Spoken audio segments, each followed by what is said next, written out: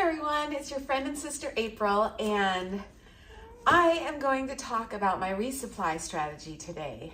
So everything about my meals that I'm preparing in advance, where I'm getting my meals, and the plan. So check it out. I'm going to talk today about my resupply strategy for hiking the PCT. And some of the questions I'm going to try to address are, where do I get my food from? Where do I go to get that food?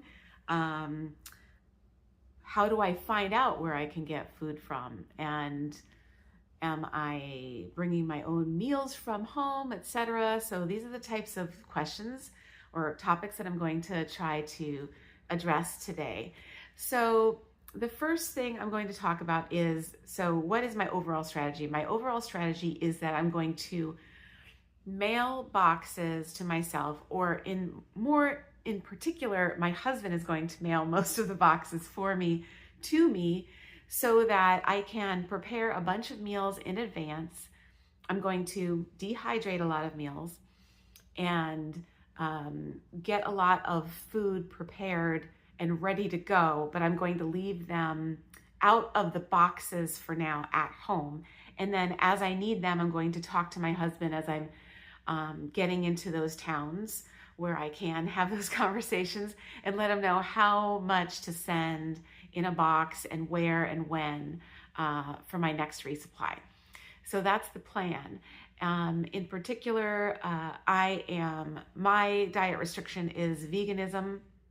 So I'm going to make sure that I have all the food and the nutrition and the calories that I need that satisfy my requirements for my diet. And I'm also of a certain age where I think it's more important to have that nutrition and not just eat garbage on the trail from gas stations or convenience stores. So it's really important to me that I'm getting that nutrition that I need. So those are some of the factors that made me decide to do that. I know that there's another way of thinking, that you just get your resupply in the towns as you come to them, and then either mail them to yourself from the trail, or just, pack your bag from that town you're in at a certain time. And there's some people that they very rarely mail any boxes at all. They just get whatever is in that town that they go through. But when you're on a special diet, or you're really concerned about health and nutrition, then you might want to consider preparing some meals in advance. I'm not saying you should mail all, 50 boxes to yourself all at the same time, because I've heard that a lot of people do wind up with too much food and too much stuff that they didn't need, and that it gets there too early or late or whatever. So it's not necessarily a great strategy to, prepare everything in advance and mail it all out before you even leave, because then, it's not going to be tailored to what the truth is on the trail that's actually going to be happening. And if you see this moving blanket next to me, that's Jasper. He likes to be nearby at all times. So he is under the blanket right now. Anyway, so those are some things to consider if you are considering hiking a thru hike. But so let me show you in particular where I'm getting my information from and how I'm organizing this so that I know what to plan for. So let me show you on my computer. Okay, so this website right here is the PCTA.org. This website is where you would go to apply for a permit if you were going to do the PCT trail. But also there's a ton of information on here, even if you're just wanting to hike a section or check it out. So if you go to discover the trail, and then you can go down to through hiking, and it has all of these different sections here. One of them is resupply strategy. So I'm going to click on that, and there is a page that lists just very, very basic, all the towns where you can get a resupply. And it just goes through the list for each state. So that's California. And all these mile markers are going south to north. So those are all the different towns you're going to pass along the way where you could get a resupply in theory. But even better is at the top over here, there is this guy who was known as Half Mile back when he hiked the PCT, and he has this incredible file that you can click on the link for right here. And when you get there, there are different files for Oregon and Washington, Northern California, and Southern California. And these notes are amazing. So if you click on Oregon and Washington, for example, and you can download these files too, which I have. And then it talks about all of the places where there's resupply possible. And as well as all of these notes for like pretty much every mile of the PCT. So it tells you the mile marker going northbound or southbound, which is really nice. And then the waypoint on the trail, the elevation, and this map reference. So it's really, really cool. And I'm just so very, very grateful to Half Mile for putting this together. But anyway, this is super cool. So whenever you see a big description box along the way here, that's one of those towns where you can get a resupply. And then it tells you all this incredible information. So for example, it tells you like the place name where you can get a resupply, how far it is off the trail, and so many details about what they have there, and the address you need to mail your stuff to, how much it's going to cost you, how exactly to write your name and address when you're mailing it. And even sometimes it tells you like how far in advance you need to mail it. So it's super, super helpful. So this has been like my Bible as far as planning my own resupply strategy. So look at this one from Mazama Village. See, that's 1 mile off the trail. It tells you like what road you're going to have to take to get there off the trail. It tells you a USPS address as well as a UPS address. And it'll also tell you like if they only accept UPS at a certain location or USPS at a certain location. A lot of them will be post offices, and it'll even tell you like the address to mail it to, what the post office address is. So, and see, in this case, it says ship UPS only and include your estimated time of arrival, and so on and so on. Take particular note. Some of them will tell you like the hours of operation for some of these places, and for some of the smaller towns for the post offices, see, this one says open Monday through Friday, 8:30 to 5. So it's not open on the weekends. That's really something to consider. And also some of them have weird hours, like they're only open like 10 to 1 p.m. every day from like Monday through Thursday, and sometimes on Friday or something like that. So it's really, really important to note those things, because it's going to delay you being able to continue your trip. If, for example, you're waiting for a resupply box and you get there on a Saturday, but the post office isn't open till Monday. So these are all the kinds of things that you need to consider. So I took the information from here and then I made my own spreadsheet. So if you can see in here, I have the location. So that's the name of the town where I'm going to get my resupply, the PCT trail marker. And even though I'm going southbound, I'm using the northbound mile markers because that is the most common. So I just want to do it like all the spreadsheets and all the websites are doing. And then I'm also doing a little math here to figure out how many miles that was from my last stop. And so I will know approximately how much food I'm gonna need. And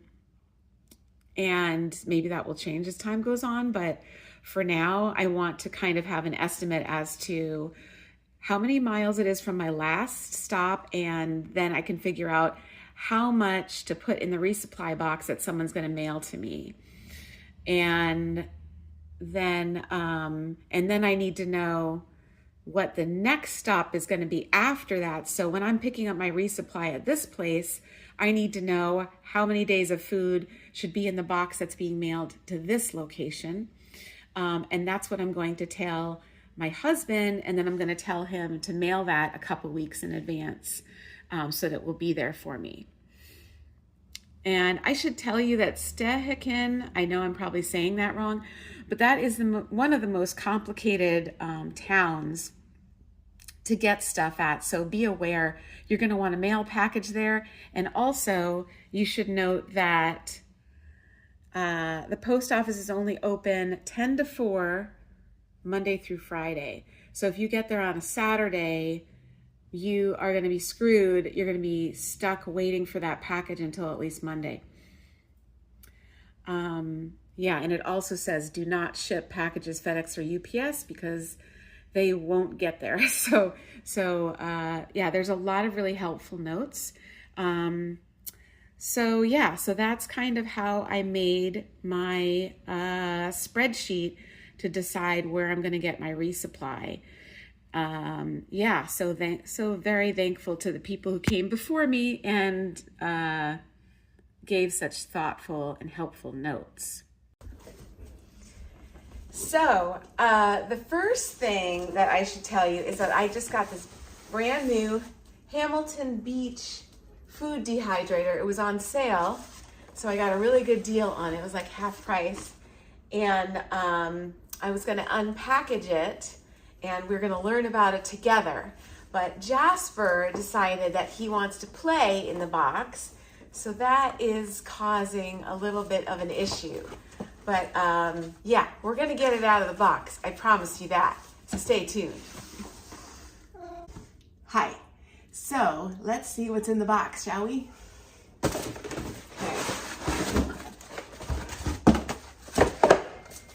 This is a lot of plastic. I guess this is the lid, and these are these other things. Lots and lots of plastic. Oh, God. Okay. Upside down. Okay. Okay. So there are 5 trays in here. So this is 1, 2, 3, 4, 5 trays. And there's also these thingies that you can use to put things on if you want to, because this is the way the trays look otherwise. You can also use parchment paper, which is my plan. So, but the first step is I have to wash all these. So I think I'm gonna do that now, and you don't have to watch me do that. Okay, so I washed these right out of the box, and now I'm going to put them back on top of the dehydrator, like so. There's 5 of them, 1, 2, 3, 4, and 5. And you're supposed to use all of them, even if you're not actually using all of them. You're supposed to still put them in there when you're using this machine.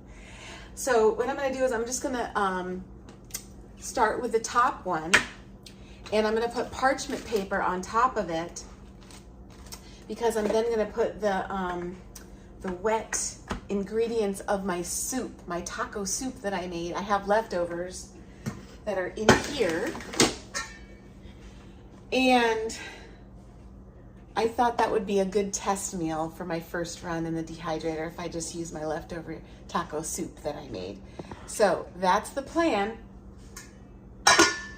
So I'm going to put a piece of parchment paper on top of here, and then I'm going to drain this soup, and then I'm just going to put all the hard bits into here and in the food dehydrator, and we'll be good to go. So first thing I'm going to do is I'm going to take a piece of parchment paper, and I'm going to put it on top of this dehydrator tray.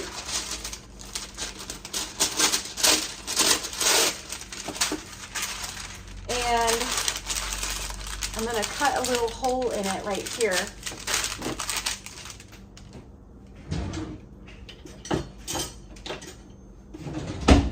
Around here.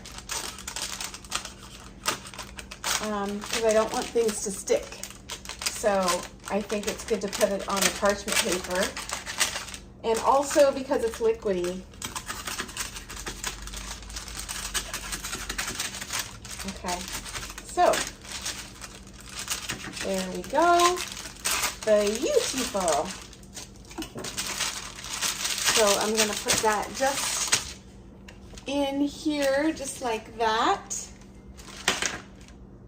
And now, okay, so now I'm going to put the taco soup through the strainer, and then I'm going to put the taco soup into the tray. So,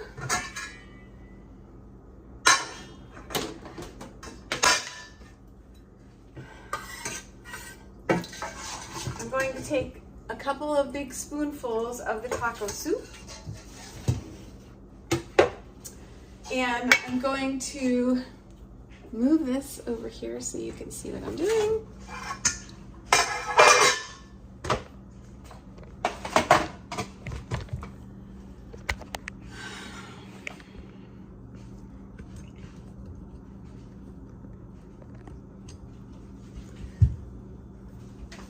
So I'm going to take some of this taco soup. I'm going to take a couple of big cupfuls, and I'm going to put it through the strainer to drain most of the water out. And then I'm going to put it in the dehydrator.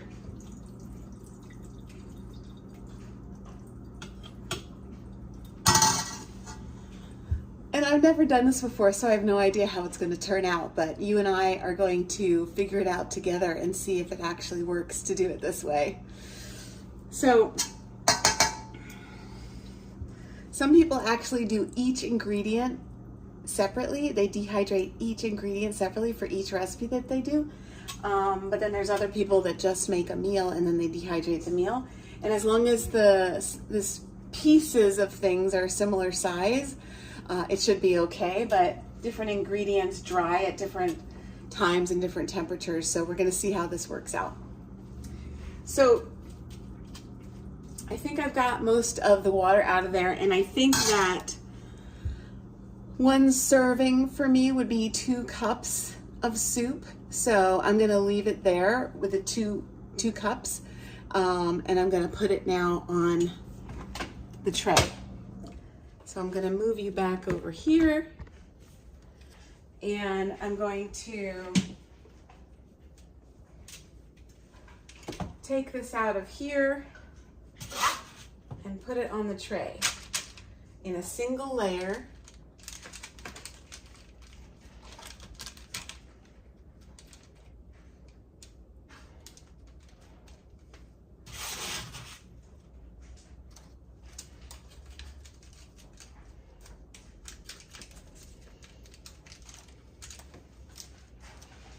And I will put a link to this recipe in the notes. In case you're interested, I've got black beans and pinto beans in here, and corn and TVP, which is textured vegetable protein. I've got corn, bell peppers, garlic, and lots of spices. So I'm just going to even that out a little bit more.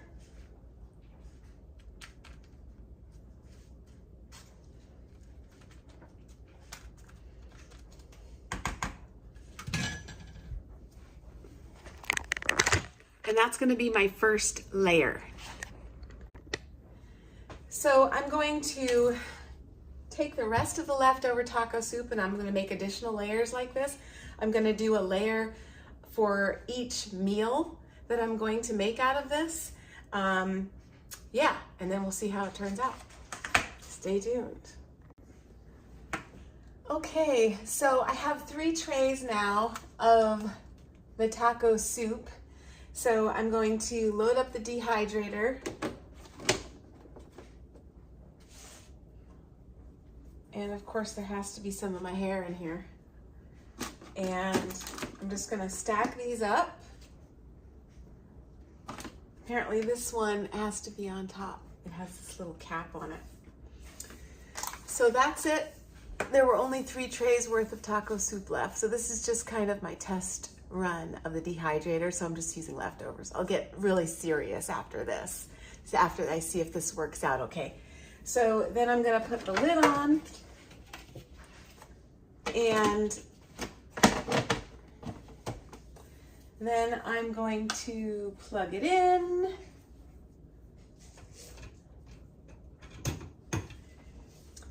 And then I have to set the time and the temperature. So I read somewhere on the internet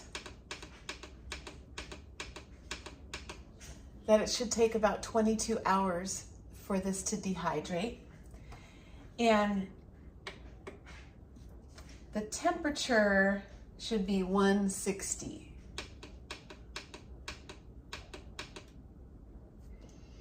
So I've got the time, 22 hours, and the temperature of 160, and I'm gonna press start.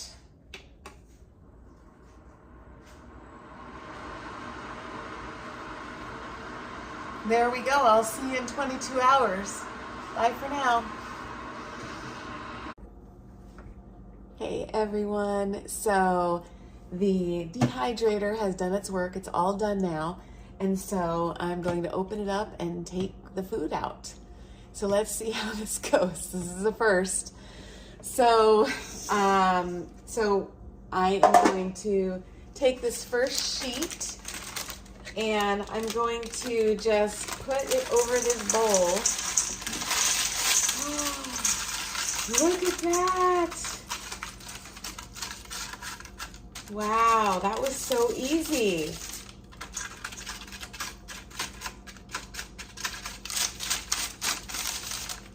Wow. That was so easy, I can't believe it. So now I have this dried food. So this is basically like 2 cups of soup. So I think that would be like 1 meal for me, a dinner. I'd probably maybe add some rice to this dinner or a tortilla. So now I have to figure out how big a bag I need to store it in. I also bought this fancy Amazon Basics vacuum sealer because apparently I read that you can't just put it in a Ziploc bag because it won't stay fresh for long enough if I'm going to be preparing these months in advance. So I'm going to do the vacuum sealer, and that way it will stay fresh for months, supposedly, if the stuff is dried properly. And this just looks absolutely perfect. So yeah, so next step is learning how to use the vacuum sealer. So let's do it. Okay, so we're going to try to use the vacuum sealer now. Let's see if we can figure this out. So what I'm going to do is I'm going to use this as a guide. This is just a reusable Ziploc type bag that I use a lot of the time. So I'm going to use this as a guide to decide what size the bag should be that I'm creating with the vacuum sealer machine. So first step is we have to open this up, and then I have to take out enough of this bag to make my first bag. So I'm going to use this as a guide, and I'm going to do about that much. Okay, so then we're going to close this, and then you have to snap it into place on both sides here. And Then it says, you close the upper cover and press down until it clicks. Press the seal button, which is this button right here. The seal indicator lights up and the sealing process starts. The seal indicator blinks for 10 seconds and then goes off. Okay, so once it goes off, then, okay, now we're supposed to swipe this cutter blade right here over across here. Okay, and then press both release buttons, these buttons on either side of the machine. Press those and open this up and take it out. And there we have our first bag, and now we can fill it with the food. So I'm just going to throw the food in here.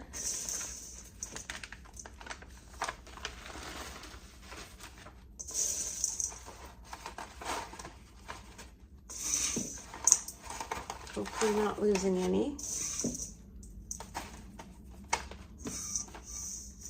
Oh my goodness. Uh-oh. There's got to be an easier way to do that. Okay. All right, so now it says that you're supposed to place, well, okay. So you're supposed to put the food in the sealed bag, then clean and straighten the open end of the bag. Place the open end of the bag into the vacuum chamber. Okay, I better get rid of this part. So then you're supposed to put this right here, I guess.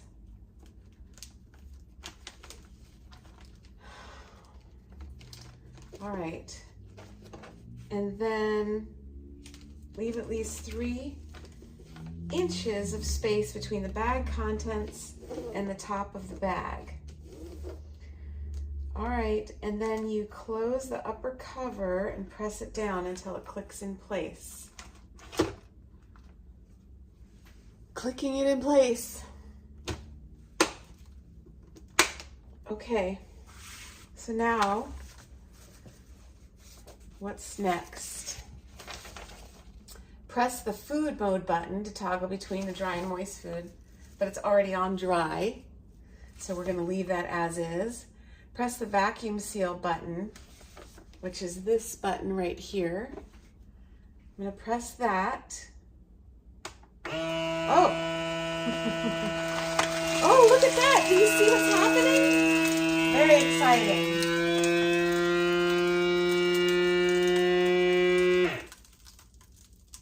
The motor continues to run until bag is fully vacuumed, and then the seal is automatically sealed.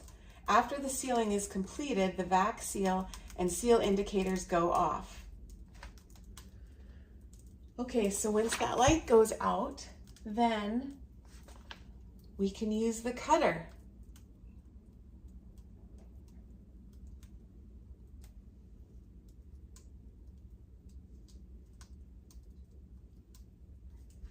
Okay, so now we use the cutter again. So we go from one end to the other. And then we press the release buttons again. And look at that. We've got a sealed, vacuum sealed bag of food. So this will be one meal for me on the Pacific Crest Trail. And now I only have like, I don't know, 150 more to do. Stay tuned. Hey everyone, so okay, the next thing I'm going to do is do a taste test on this. So I have dehydrated this taco soup, and this is basically one serving. So it was 2 cups of the soup, I removed the water, I dehydrated it. So now I'm going to put it in a pot and try to basically recreate what I will be doing on the trail. So I'm going to put it in my pot on the stove. Obviously I'm not using my camping stove, but I'm going to try to do it the same way. So I'm going to add water, but I'm also going to add rice. So I bought this minute rice at the store. It's really cheap. And basically you just boil the water, you add the rice and cover it and remove it from heat, and then you wait 5 minutes and then it's supposed to be ready. So what I thought I would do is I will add water and boil my taco soup with the water. And then once it's at a boil, I will add my rice, and then yeah, I will cover it, take it off of, well, turn off the heat, and then I'm gonna wait 10 minutes. It says for the rice, you only have to wait 5 minutes, but for the rehydrated food, I think I wanna wait about 10 minutes, and then it should be ready to go. Now, they say for dehydrated food, you should do like 1 cup of food to 1 cup of water. And it's basically the same with the rice. But because I want this to be soupy, because it's supposed to be soup, I'm gonna add extra water. So I'm gonna do 1 cup of rice, 1 cup of water to go with the rice.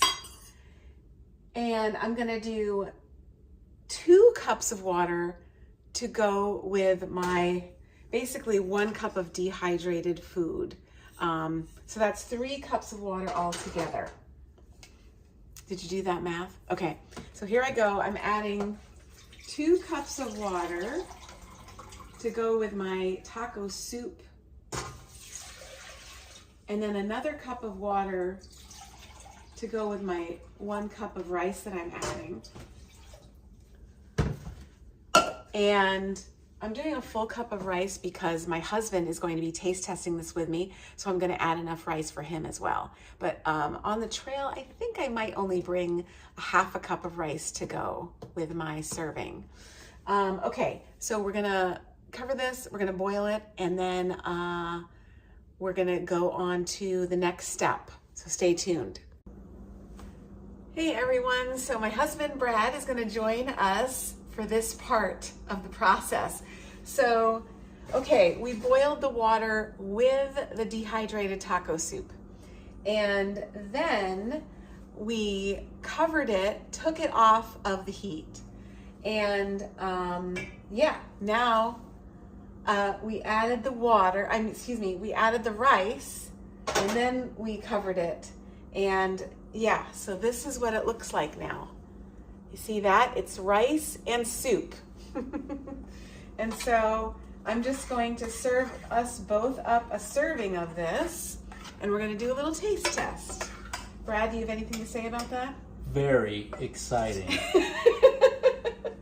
Okay, so it is a little soupy, which is what we want. It's not very soupy, just a little bit.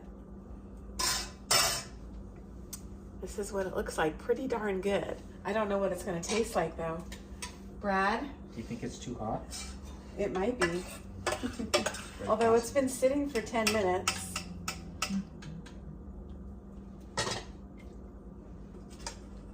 Do we have some tortilla chips to go with this? That would be perfect. Maybe I'll bring some tortillas for on the trail, but... This is hot. Hot, hot, hot, hot. Hot, hot, hot? Mm-hmm. Okay. So maybe you need to wait a little bit longer than 10 minutes to eat it if it's too hot. Is it burning the roof of your mouth? Not really, but Okay. you like stuff hotter than I do, so. Yeah. It's nice and spicy, that's Is good. it? Yeah. Is it salty enough? I don't know if it's salty enough, but it is spicy. Getting a little spice there, right? Yeah. No? Okay. It's a little bland. It could use some salt. I think I'm going to try to find little salt packets to bring with me on the trail. Maybe I'll just steal a whole bunch from like a McDonald's or something. If anyone knows where I can find some salt packets, let me know. I'm a little worried that McDonald's is gonna come after you now. I'm not afraid of you, McDonald's. She's very popular with McDonald's. I think this tastes pretty good. It does have some nice spice to it. And everything rehydrated really nicely. Yeah, I think this was a successful dehydration and rehydration event, except it maybe needs a little salt, in my opinion. But everyone's different. Any more thoughts? Do you like the rice? I don't know if the corn rehydrated very well. Oh. What do you think? Yeah, maybe not. Do you want to take another look at that? Maybe corn isn't great at rehydrating. Maybe not. All right, that's it.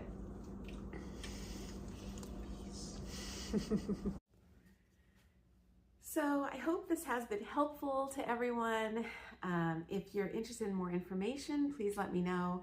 Ask me any questions that you have. I'm happy to answer any questions. And yeah, the last thing I'll say is that from all the advice that I've read online, we need to be willing to change our plans. So while I am making some plans in advance, I realize that as I'm hiking the trail, plans change, which is why I'm not sealing my boxes and mailing them way in advance, and I'm not putting dates next to those resupply towns, because everything changes once you're out on trail. Your speed, things come up and change. I may be going slower, I may be going faster, I may have an injury, God forbid, but you know, you just never know what's going to happen out on trail, so you kind of have to roll with it. So I am open to changes, and I just would give that advice to everyone, just in general in life. You got to just roll with it, and things will happen that are unexpected on trail and in life, and you've got to be willing to change. And yeah, so the strategy, I'm sure, will change along the way as I get into it and get my trail legs, as they say. Who knows, maybe I'll become really fast. I somehow doubt that, but you never know what could happen out there on the trail.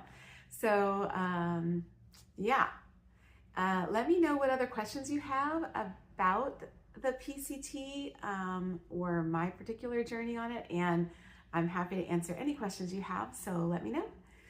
And hope you have a great day. Bye.